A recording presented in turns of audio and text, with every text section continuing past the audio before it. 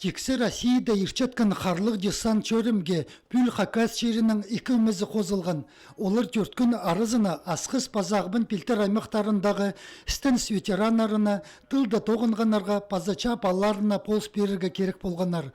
Бұ алғым чөрімге республиканы үгіредік министерствозы, аймақтағы өлгілер паза вустардағы студенттер қозылғанар. Бүл аны дөк илбік чеңістің 15 жылына чарытқанар. Мероприятие «Снежный десант» общероссийская акция. Біздің отрядтың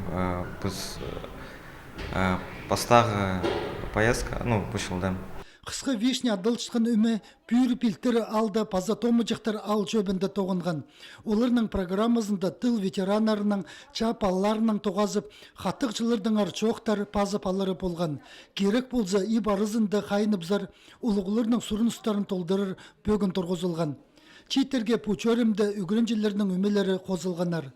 Томыжықтар ал жөбінді тізің, сағым изін қазық илік екіжі чапалазы тылды тоғынған оңгізі саналча. 88 жастық Ольга Павловна Тутачикова қызының қады трейлер алынды чүртөпча. Пра холданты отсапсаңыз, андо хонжаңыз балаган болжаң, иббакил везеңіз, иртан өк тұрып сағылымға отсапсазың, кассираса пока косится, да?